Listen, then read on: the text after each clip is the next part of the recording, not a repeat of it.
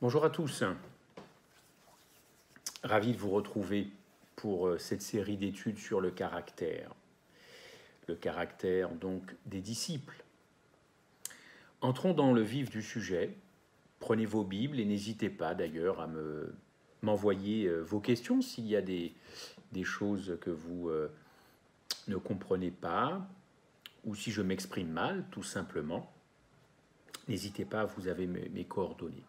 Oui, entrons dans le vif du sujet. Après André, eh bien, nous allons voir Jean. Et j'ai intitulé Jean le possessif. Alors, c'est parti. Texte Jean 1,40. Texte Jean 1,40. On va faire un peu de mathématiques si vous voulez bien. Et ceux qui me connaissent savent très bien que j'ai un peu de mal avec les mathématiques. Mais voilà, je veux me faire du mal.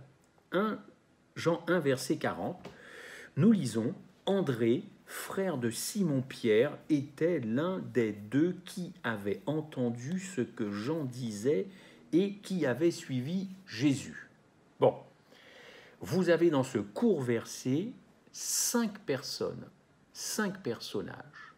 André, on l'a vu la semaine dernière, Pierre, Jean-Baptiste et Jésus. Là, ça fait 4. Mais alors, qui est la 5e personne qui est désignée par l'un des deux? Il est fort possible que ce soit Jean, chers amis, l'auteur même du livre, n'est-ce pas? Jean, le disciple de l'intimité. Jean, le disciple de la proximité, comme Christ d'ailleurs se propose d'être avec chacun d'entre nous, en intimité. Et j'aimerais que tout au long de cet entretien avec vous, vous puissiez vraiment vous approprier cette histoire de Jean. Encore une fois, peut-être que vous allez vous y retrouver. Alors, petit portrait de Jean, si vous le permettez, c'est le frère de Jacques, tous deux fils de Zébédée. André, Pierre, Jean et Jacques travaillaient en équipe. Le texte biblique nous le dit en Luc 5, verset 10. Il en était de même de Jacques et de Jean, fils de Zébédée, les associés de Simon. Donc, des gens qui se connaissent bien, des gens qui ont grandi ensemble, évidemment, des gens qui ont le même travail, pêcheurs, c'est un métier dur, exigeant, pas facile d'ailleurs d'exercer ce métier, pas plus maintenant qu'à l'époque de Jésus-Christ, métier parfois ingrat, beaucoup d'heures en mer et parfois des nuits entières d'ailleurs, et pas grand-chose à la fin. Il y a un passage biblique que l'on verra. Donc ils se connaissent, ils sont durs au travail, ils ont grandi ensemble, ils connaissent leur personnalité, leur caractère. Et vous le savez, Jacques et Jean sont surnommés les fils du tonnerre. Fils du tonnerre, nous avons l'habitude de dire, en tout cas nous le traduisons comme impulsif, incontrôlable, et un mot que vous connaissez bien, sanguin. Oui, c'est vrai, Jacques et Jean sont bien des fils du tonnerre, ce sont bien des gens sanguins. Alors, vous le savez, Jean est le frère cadet, il est souvent mentionné après son frère.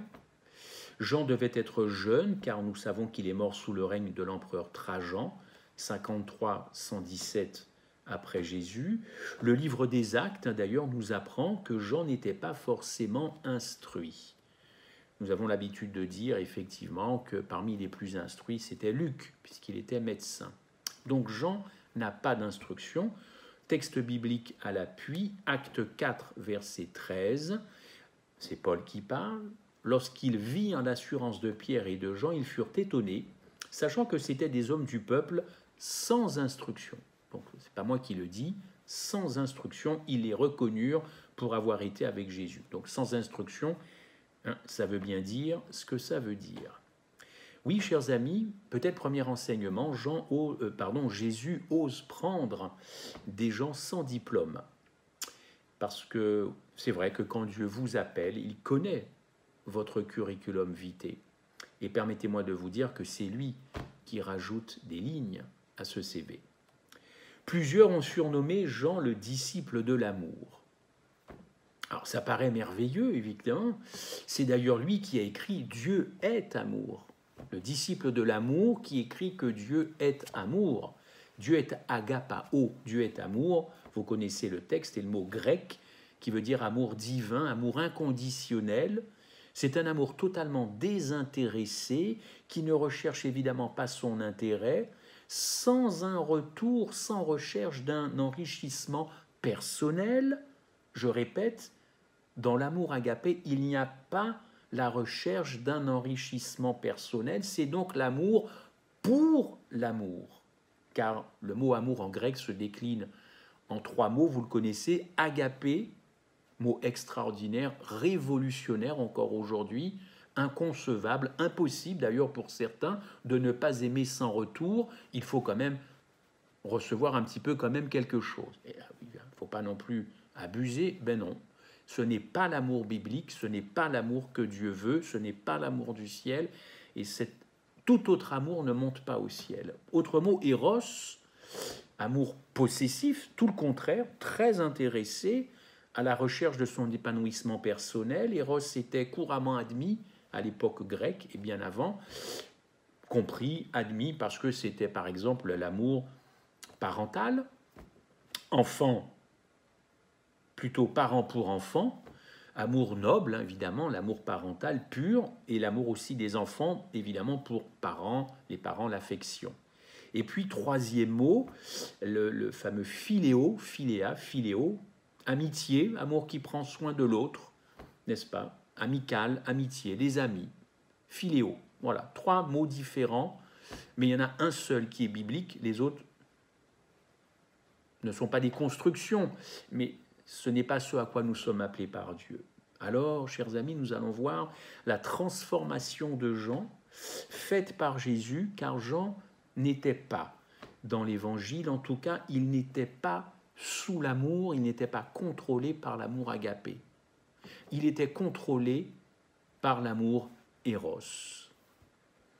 Alors, Jean était quelqu'un qui aimait l'autorité, il aimait l'autorité de la parole de Dieu par-dessus tout.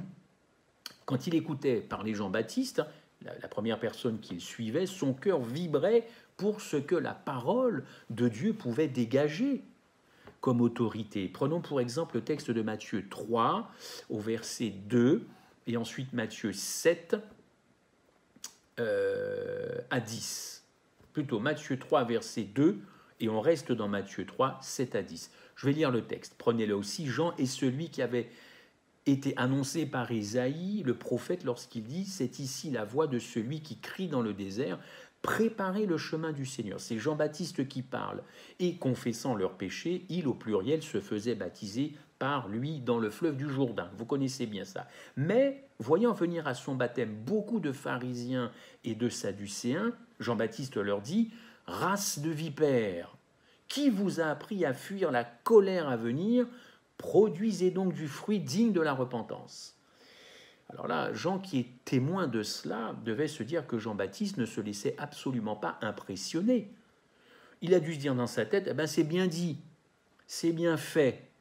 Et les pharisiens, ils en prennent pour leur grade, y compris les sadducéens. C'est bien Jean-Baptiste, tu parles avec puissance et tu parles avec l'autorité de la parole de Dieu. Ça, c'est merveilleux. Et quand Jésus lui est présenté, Jean va suivre Jésus. Vous savez, il y a du bon à aimer la puissance et l'autorité de la parole de Dieu. Mais attention, chers amis, à l'attitude, la façon de présenter cette autorité qui se dégage de la parole de Dieu. Il y a des gens qui aiment quand l'évangile percute, n'est-ce pas? Mais attention aussi dans la façon de transmettre cette bonne nouvelle, car il ne suffit pas d'aimer un enseignement pour devenir un disciple de cet enseignement. Il ne suffit pas d'aimer l'Évangile pour être un disciple de Jésus-Christ. Rappelez-vous toujours que c'est Jésus qui choisit, n'est-ce pas? Et il ne faut pas renverser les rôles, car tout le mérite en revient à Dieu et non pas à nous-mêmes. Oui, Jean reçoit donc un appel. Sur les bords du lac de Galilée, Marc 1, verset 16, aussitôt il les appela. Jésus les appela. Chers amis, lisez bien le texte parce que juste avant cet appel, Jésus a opéré un miracle, vous le savez, pour eux, les disciples, la fameuse pêche miraculeuse, et ce miracle les a peut-être déterminés à suivre Jésus. Et la réaction a été effectivement très importante, car le texte nous dit « ils laissèrent tout ». Appel, on laisse tout. Chers amis, pour eux, qu'est-ce que ça voulait dire laisser tout pour eux? Eh bien, ça voulait dire déjà leur entreprise de pêche. Autrement dit, tout ce qui va avec le métier, les barques, les filets, une place d'ailleurs dans le monde de la pêche, une place sociale. Tout, c'est aussi leur héritage, reconnaissons-le. Zébédée, leur père, était aussi leur associé. Tout ça, c'est une entreprise de famille, avec toutes les conséquences possibles, d'ailleurs, pour le papa. Qui a travaillé dur pour ses enfants, n'est-ce pas? Va-t-il être fragilisé par la décision des enfants de le quitter? Tout, c'est surtout le papa. Oui, le disciple de l'amour qui quitte son père. Alors ça fait réfléchir, ça peut même faire jaser. Le disciple de l'amour qui quitte son père, qu'il aime. Écoutez, Jésus qui quitte son Père pour s'identifier à la race humaine, pour vivre l'humiliation, ça devrait faire réfléchir. Pour subir la condamnation, pour subir la malédiction et être considéré comme un malfaiteur, ça devrait nous faire réfléchir. Oui, l'autorité, Jean aime cela. Et Jésus d'ailleurs qui a autorité sur les poissons, alors là, c'était pas mal, n'est-ce pas? Celui d'ailleurs qui doit faire autorité dans notre vie, vous le savez, c'est Dieu. Et il n'est pas utile, franchement, d'aller chercher d'autres autorités dans notre vie, même si ces autorités nous paraissent inoffensives pour notre foi. Alors, rappelons également que Jean a eu le privilège, dès le début, de faire partie d'un groupe restreint de disciples qui ont assisté à des événements spectaculaires que vous connaissez peut-être. Ces événements, d'ailleurs, l'ont sûrement conforté dans son attachement possessif à Jésus-Christ. Il s'agit de la résurrection de la fille de Jaïrus et ainsi que la transfiguration. Voyons cela si vous permettez. Jean, remarquez, observez bien qu'il est spectateur, d'ailleurs, dans ces deux moments. Dans la résurrection de la fille de Jaïrus, il entend une parole d'autorité de Jésus-Christ. Talita kumi, Talita kumi, qui veut dire lève-toi, réveille-toi, n'est-ce pas? Ça, c'est une parole d'autorité. Jean est témoin de cela. Marc 5. Mais remarquez et n'oubliez jamais que c'est aussi une parole très douce de Jésus-Christ. La petite fille revient à la vie. Extraordinaire, n'est-ce pas? Du coup, les paroles de Jean-Baptiste ont dû résonner dans la tête de Jean. Car qu'a dit Jean-Baptiste? Celui qui vient après moi, derrière moi, est plus puissant que moi. Vous savez, dans la tête de Jean-Baptiste, tout ça devait défiler. Témoin, observateur, visuel, auditif, il a dû se rappeler toutes ces paroles. Celui qui vient après moi est plus puissant que moi. Oui, Jean aime l'autorité. Il aime quand ça percute, quand ça impacte. Il est témoin de cela, n'est-ce pas? Autre fait marquant dans la vie de Jean, les disciples vont prier sur la montagne. Je vous en parlais il y a 2 minutes, sur la montagne avec Jésus. C'est l'épisode de la transfiguration. Apparaissent Moïse et Élie, 2 prophètes reconnus pour avoir eu une autorité divine. Excusez-moi, mais Moïse et Élie, c'est du lourd dans la parole de Dieu. C'est du très lourd. Beaucoup d'autorité chez ces 2 hommes, n'est-ce pas, ces 2 prophètes. Alors lisons le texte d'ailleurs, si vous permettez. 6 jours après, Jésus prit avec lui Pierre, Jacques et Jean, petit groupe restreint, son frère. Il les conduisit à l'écart sur une autre montagne. Il fut transfiguré devant eux. Son visage resplendit comme le soleil et ses vêtements devinrent blancs comme la lumière. Et voici Moïse et Élie leur apparurent s'entretenant avec lui, avec Jésus. Comme il parlait encore, une nuée lumineuse les couvrit, et voici une voix fit entendre de la nuée ces paroles. Celui-ci est mon fils bien-aimé, en qui j'ai mis toute mon affection, écoutez-le. Extraordinaire ça. Quelle conversation à 3 avec des témoins. Jean est là. Et Jean voit tout cela. Et en plus, il voit une nuée qui atteste effectivement la présence de Dieu lui-même, l'autorité de l'autorité. Alors là, c'est le comble pour Jean. Jean est aux anges. Il n'y a pas plus une scène aussi extraordinaire de puissance que cela, n'est-ce pas? Jean aime l'autorité, il est possessif. Mais voyons comment il va être transformé. Première manifestation de ce Jean possessif. Marc 9, versets 38 à 42. Je voulais, au préalable, poser cette caractéristique de Jean. Marc 9, 38 à 42, je lis le texte. « Maître, nous avons vu un homme qui chasse des démons en ton nom, et nous l'en avons empêché parce qu'il ne nous suit pas. » Comme ça, c'est clair, hein? « Ne l'empêchez pas, répondit Jésus, car il n'est personne qui, faisant un miracle en mon nom, puisse aussitôt après parler mal de moi. Qui n'est pas contre nous et pour nous? Et quiconque vous donnera à boire un verre d'eau en mon nom, parce que vous appartenez à Christ, je vous le dis en vérité, il ne perdra point sa récompense. Mais si quelqu'un scandalisait un de ces petits qui croient, il vaudrait mieux pour lui qu'on lui mit au cou une grosse meule de moulin et qu'on le jetât dans la mer. Si ta main est pour toi une occasion de chute, coupe-la.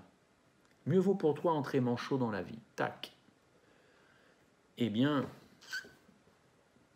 juste avant ce passage biblique, et je reviendrai là-dessus, Jésus est témoin de discussion. Lisez le verset. Il est témoin de discussion entre les disciples pour savoir qui est le plus grand parmi eux. Ce sont eux, n'est-ce pas? Ça se chamaille, ça se dispute, n'est-ce pas? Est-ce que les choses ont changé aujourd'hui? N'y a-t-il pas des chrétiens qui se préoccupent d'abord de leur intérêt personnel plutôt que des intérêts de Dieu?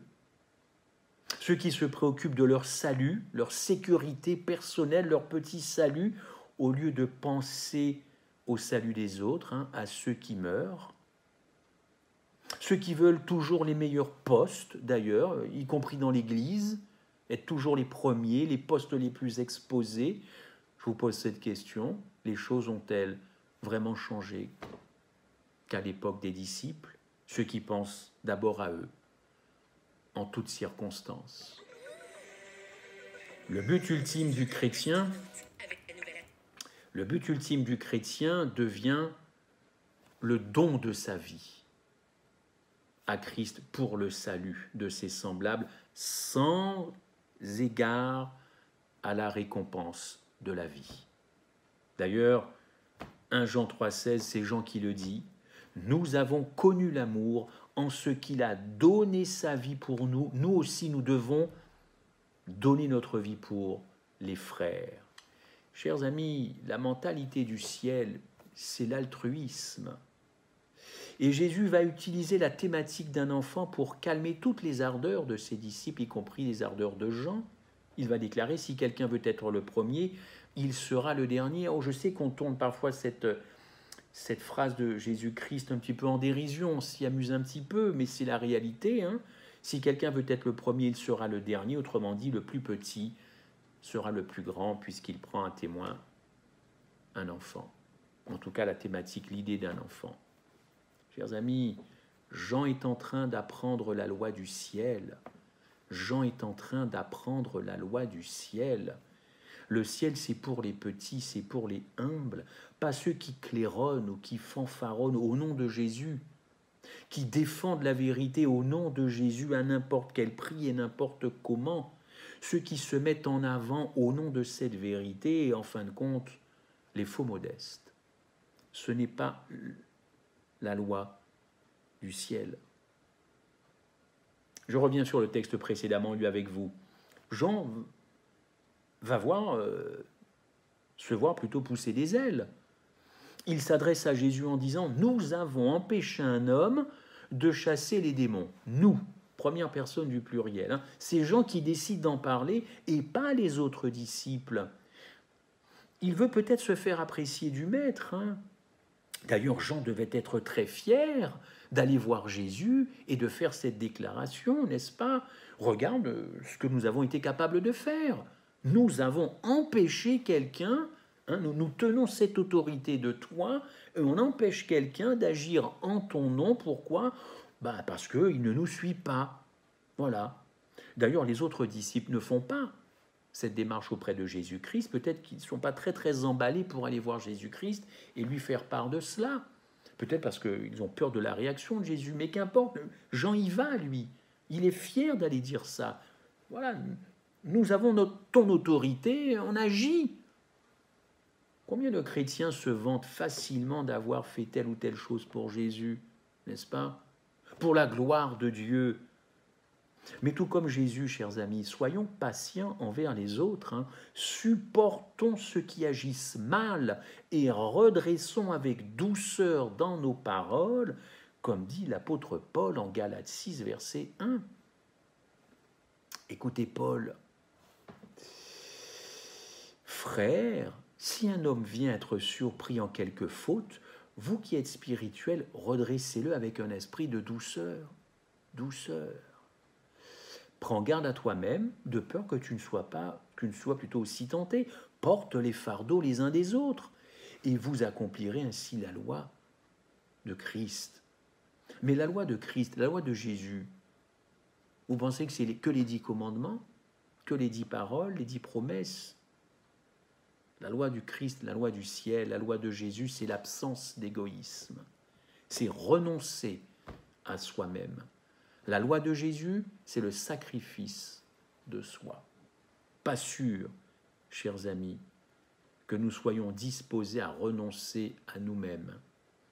Pas sûr que quand on fait quelque chose pour le Christ, on veuille bien renoncer à soi-même, à se sacrifier soi-même. Et pourtant, c'est la loi de Jésus. L'amour propre de Jean va en prendre un coup. Voici ce que dit Jésus. Ou voici ce que Jésus aurait pu dire en fonction de sa réponse. Ne sois pas possessif, Jean, ne sois pas possessif. La puissance de mon nom n'appartient pas qu'à toi, même si tu aimes cette puissance, même si cette personne n'est pas aussi éclairée que toi ou les autres, même s'il ne fait pas partie de ton groupe, même s'il ne fait pas partie de ta communauté, c'est moi qui rajoute, je lui accorde la puissance de mon nom. Et en croyant bien faire, tu as peut-être été l'occasion d'une chute. Ça, c'est une belle leçon. Et Jean est en train d'apprendre la loi du ciel, la loi de l'agapé. Là, ils prennent une belle leçon, n'est-ce pas, Pierre, Jacques et Jean. Et quelques années plus tard, observez un petit peu le changement. Ils ne vont pas reproduire la même erreur. Lisez ce texte, Galates 2, versets 1 à 9. 14 ans après, je montais de nouveau à Jérusalem avec Barnabas. Là, c'est Paul qui parle. Il monte à Jérusalem avec Barnabas, ayant aussi pris Tite avec moi. Et ce fut d'après une révélation que j'y montais. Je leur exposais l'évangile, c'est Paul qui parle, que je prêche parmi les païens. Je l'exposais en particulier à ceux qui sont les plus considérés, afin de ne pas courir ou avoir couru en vain. Mais Tite, qui était avec moi, donc évidemment, et qui était grec, n'est-ce pas, ne fut même pas contraint de se faire circoncire. Et lorsqu'ils ont reconnu la grâce qui m'avait été accordée avec Jacques, Céphas et Jean, qui étaient considérés comme des colonnes, eh bien, ils nous ont donné la main droite à Barnabé et à moi en signe de communion. Galates 2, versets 1 à 9, les premiers versets de Galates 2. Vous vous rendez compte, chers amis, vous vous rendez compte du changement entre le moment où les disciples empêchent un homme de chasser les démons au nom de Jésus et celui où ils acceptent qu'un autre homme, en l'occurrence Paul, ayant reçu du Seigneur un ministère puissant et un ministère d'autorité, même un grec, accompagné d'un grec, Tite, non circoncis, eh bien ces hommes sont acceptés en présence des colonnes. Les colonnes de l'Église, Jean est une colonne de l'Église. Paul était différent des disciples. Paul n'a pas suivi Jésus-Christ. Mais Jean et les autres n'empêchent pas Paul d'exercer ce ministère d'autorité au nom du Christ. Jean a compris quelque chose que beaucoup de chrétiens, y compris les adventistes, n'ont pas compris. Il ne faut pas confondre autorité et autoritarisme. Deuxième manifestation possessive de Jean, en Luc 9, verset 51. Lorsque le temps où ils devaient être enlevés du monde approcha, Jésus prit la résolution de se rendre à Jérusalem. Suivez bien cet épisode, il est très intéressant. Jésus envoie devant lui des messagers qui se mirent en route et entrèrent dans un bourg, le bourg des Samaritains, pour lui préparer un logement. Mais on ne le reçut pas parce qu'il se dirigeait sur Jérusalem. Excusez-moi, les disciples Jacques et Jean, voyant cela, dirent « Seigneur, veux-tu que nous commandions que le feu descende du ciel et les consume ?» C'est une demande de Jean à Jésus. Jésus se tourna vers eux et les réprimanda, disant « Vous ne savez pas de quel esprit vous êtes animés. » Messieurs, vous vous rendez compte ? Il est important de rappeler quand même le contexte et la grande animosité qui existait entre les Juifs et les Samaritains. Les Juifs ne considéraient pas les Samaritains comme faisant partie du peuple de Dieu. Les Samaritains n'étaient pas de pure race juive pour les Juifs. Ils étaient d'ailleurs des personnes syncrétiques. Ils mélangeaient plusieurs dieux dans leur adoration selon les Juifs et ça ne plaisait absolument pas aux Juifs. Jean aime l'autorité, je l'ai dit, il aime une parole qui agit, qui tranche. Alors il fait cette demande radicale, n'est-ce pas? Que le feu descende et consume, détruise ces Samaritains qui ne veulent pas que Jésus dorme au moins une nuit, chers amis, une nuit avant d'aller à Jérusalem, une nuit dans cette ville de Samarie. Vous savez, si les Samaritains s'opposent ici à cette nuit, c'est parce qu'ils n'ont pas une grande opinion de la ville de Jérusalem. Ils sont en conflit avec cette ville qui symbolise tant de choses négatives en contradiction avec leur façon de faire et de penser. Autrement dit, pour eux, Jérusalem, c'est Babylone. C'est Babylone, n'est-ce pas? Et ils ne peuvent pas concevoir qu'on puisse dormir dans leur ville, héberger quelqu'un qui va dans cette ville après. Jean va réagir avec un esprit ultra possessif. Autrement dit, vous devez vous soumettre à l'envoyé de Dieu. Il s'agit quand même de Jésus-Christ, le Messie, le Maître. Vous manquez de respect si vous n'hébergez pas le Christ. A dû dire, a peut-être dit. Je ne suis pas dans l'interprétation, je suis dans la mentalité de Jean à ce moment-là. Inconcevable que le Christ ne puisse pas dormir dans cette ville chez les Samaritains. Mais qui sont ces Samaritains pour agir ainsi, n'est-ce pas? Alors oui, la motivation de Jean est noble, n'est-ce pas? Il aime son Seigneur, il veut le défendre, il est offusqué, ulcéré, oui, bien sûr, il aime Jésus, d'où sa réaction. Mais c'est une réaction qui est sous la domination de l'éros. Jean n'est pas à ce moment-là dans l'Évangile. Je peux suivre quelqu'un, mais ne pas être dans l'Évangile. Jean est encore conduit par l'amour éros et Jésus le sait. Il n'est pas dans l'amour agapé qui supporte tout, même l'insupportable. La réponse de Jésus est cinglante.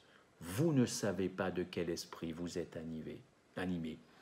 Il faut toujours, chers amis, se rappeler les paroles de Jésus lui-même. Je ne suis pas venu pour perdre les âmes, mais pour les sauver. D'ailleurs, rappelez-vous, un autre disciple qui était aussi conduit par l'éros avec cette réplique du Christ, « Arrière de moi, Satan ». C'était à l'encontre, évidemment, de Pierre. Chers amis, Jésus va transformer Jean. Transformer Jean. Acte 8, versets 14 à 15. Les apôtres, écoutez, c'est extraordinaire, les apôtres qui étaient à Jérusalem, les apôtres, ayant appris que la Samarie avait reçu la parole de Dieu, ils y envoyèrent qui? Pierre et Jean. Pierre et Jean, ceux-ci arrivés chez les Samaritains prièrent pour eux, afin qu'ils reçussent le Saint-Esprit, car ils n'étaient pas encore descendus sur aucun d'eux, ils avaient seulement été baptisés au nom du Seigneur Jésus. Extraordinaire clin d'œil, extraordinaire humour de Dieu qui envoie Jean où? Chez les Samaritains. Extraordinaire. Jean est envoyé vers les Samaritains pour qu'ils reçoivent un autre feu que celui proposé quelques années auparavant. Il ne réclame plus maintenant le feu du jugement, mais celui de l'esprit. Un feu qui sauve, un feu qui restaure, et non pas un feu qui condamne, qui détruit, qui élimine. Mais c'est extraordinaire transformation, n'est-ce pas? Aller dans cette ville de Samarie, cette fois-ci pour réclamer le Saint-Esprit sur des Samaritains, alors qu'il avait auparavant réclamé la destruction par le feu de ces mêmes Samaritains. Vous voyez la transformation de l'éros en agapé. Quand on est au contact intime, puissant de Jésus-Christ, on n'est plus la même personne. Il ne faut plus se raconter d'histoire. Il n'y a pas l'évangile, la Bible, et d'un côté mon caractère, ma personnalité. Arrêtons de nous raconter des histoires. L'histoire est terminée. L'épisode est fini. The end. C'est fini. Il y a un évangile qui transforme ou un évangile qui ne transforme pas. Choisissez bien l'évangile que vous voulez. Parce qu'il y a des transformations qui vont vous faire mal, qui vont vous faire peur. Jean, lui, a été transformé. Il n'a pas hésité à aller vers les Samaritains, n'est-ce pas? Oui, c'est vrai, il y a des choses décevantes dans le comportement de Jean à ce moment-là. Et on aurait pu dire à Jésus qu'il s'est trompé, n'est-ce pas? Vous savez, on croit bien faire en tant que chrétien par conviction, mais on peut aussi causer du tort involontairement. On a des chrétiens, toute confession, qui aiment Dieu, qui aiment beaucoup Dieu, mais ils manquent d'amour pour les autres. Ils manquent d'amour pour les pécheurs et pour leurs propres frères. Ils veulent le ciel, mais sans les autres, n'est-ce pas? L'éros de Jean s'est transformé en agapé. Chers amis, alors le disciple que Jésus aimait, était-ce une réalité biblique? Dans Jean 13, versets 21 à 26, il écrit « Le disciple que Jésus aimait ». Nous sommes lors de la Sainte Seine. Jésus pouvait-il faire du favoritisme? Non. Acte 10, verset 34, Dieu ne fait pas de favoritisme. Acte 10, 34. Que Jésus ait eu des intentions particulières avec certains disciples, oui, bien sûr, comme d'ailleurs pour Jean, n'est-ce pas, lors de la crucifixion, quand il confie sa mère à Jean, évidemment. Certains pensent qu'il y avait un lien familial entre Jean et Jésus, ce qui pourrait expliquer un certain nombre de choses. Dans un texte, toujours de Jean, d'ailleurs, Jean 21, versets 20 à 22, on voit qu'il écrit encore « le disciple que Jésus aimait ». Ces passages ne veulent pas dire que Jésus aimait plus Jean que les autres. Jésus ne faisait pas de favoritisme, n'est-ce pas? Alors il y a une explication à cela. Oui, quand Jean rédige son évangile, il écrit avec son expérience. Son expérience, ses expériences vécues et avec la vision qu'il a eue. Il écrit avec ses sentiments, il écrit avec sa passion, et il a eu le sentiment d'être aimé. Je dirais même qu'il a eu la conviction profonde d'être aimé par Jésus. Et il y a quelque chose, sachez-le, qui a beaucoup marqué Jean. C'est consigné dans Matthieu 26, verset 22. Nous sommes à la veille de la crucifixion, le repas avec les 12. Jésus déclare, dit, « L'un de vous me trahira. » L'un de vous me trahira, dit Jésus. Cela a jeté un froid à table. La soirée tourne mal. Matthieu dit que tous posent la question à Jésus, « Est-ce moi, Seigneur? Est-ce moi ?» Est-ce que vous n'auriez pas, dans la même circonstance, posé cette question? Je pense que oui. Jean, qui rédige cette scène 60 ans plus tard, eh bien, il se replonge dans ce moment-là. Il se replonge dans ce contexte si particulier. Nous sommes à la veille de la crucifixion. Et quand il écrit un des disciples, celui que Jésus aimait était couché sur le sein de Jésus, autrement dit sur la poitrine, il veut montrer ce Jean combien l'idée que quelqu'un puisse livrer le Christ lui était insupportable. Insupportable idée que parmi eux, un va livrer le Christ. Lui qui aimait tant le Maître, lui qui aimait tant le Maître. En fin de compte, quand il écrit le disciple que Jésus aimait, eh bien, il écrivait pour sa propre défense, car ça ne pouvait pas être lui qui aurait livré le Christ, car il aimait trop son Seigneur Jésus.